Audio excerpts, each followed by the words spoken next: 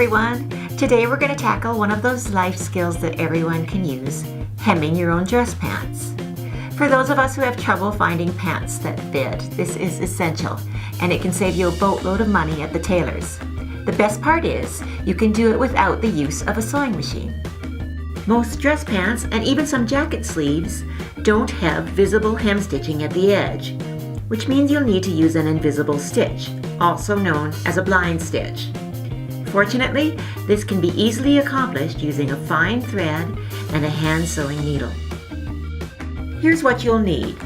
I'm going to use a super fine 100 weight thread called WonderFil. Choose the color that best matches your fabric.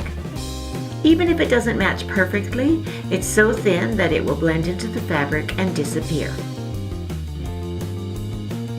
Since my thread is so fine, I'm going to choose a hand sewing needle with a small eye, either a number 11 or number 12 sharps needle. This will prevent the thread from slipping out while I'm stitching.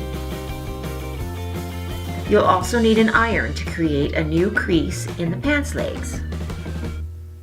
Some sewing pins are needed to mark the hem. Last, you'll need a seam ripper to pull out the old seam before creating a new one. To begin, you'll need to put the pants on to accurately know how much to take it up. Fold the fabric to the inside until you're satisfied with the length and pin it in place all the way around. It might be helpful to have a friend help you with the pinning because bending over will change how the pants fall.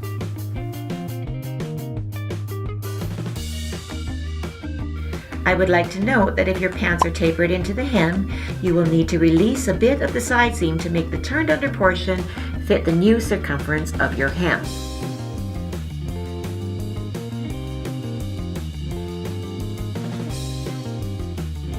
If, on the other hand, your pants widen towards the hem, you may want to run a gathering stitch along the folded edge to pull the fabric of the hem in slightly.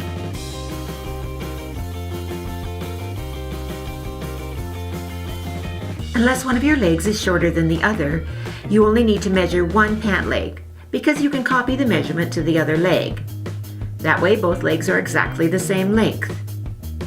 You can take the pants off and turn them inside out to make it easier to see the length of the new seam. Now use the iron to press a new crease into the pant leg all the way around on both legs.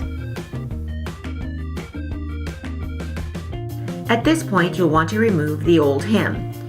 Using a seam ripper, pick out the hem while being careful not to poke holes in your fabric. Do this all the way around for both legs.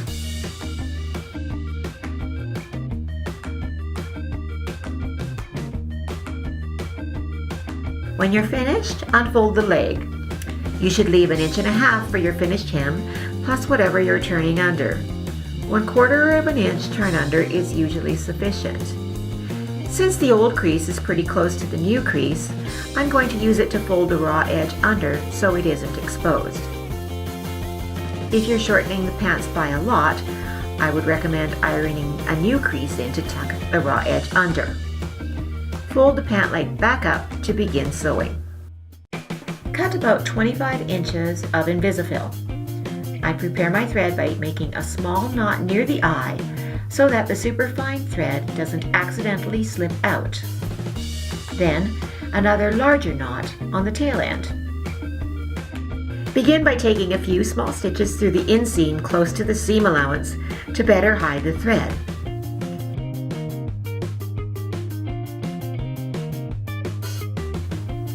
Then take another stitch through the rolled edge, about 1/8 of an inch from the top edge. Pull the thread all the way through. Back to the other side, I'm going to pick out a few threads of fabric under my needle. You only want a very small amount, otherwise you'll be able to see the stitching on the right side of your fabric. Return to the rolled edge a little further up and make another stitch, just the same as before, and pull the thread all the way through. You'll want to continue this process around the entire pant leg while trying to keep your stitch spacing even, or you'll end up with a slightly visible, inconsistent ripple on the other side. When you've gone all the way around your pant leg and return to your first stitch, take a few more small stitches and tie it off. Now you can do the same to the other leg. Press and steam the inside of the hem with your iron to settle the threads into the fabric and flatten everything out.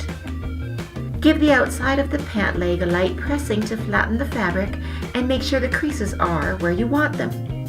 Layer a thin piece of fabric between the pants and the iron to prevent iron marks. And that's all there is to it.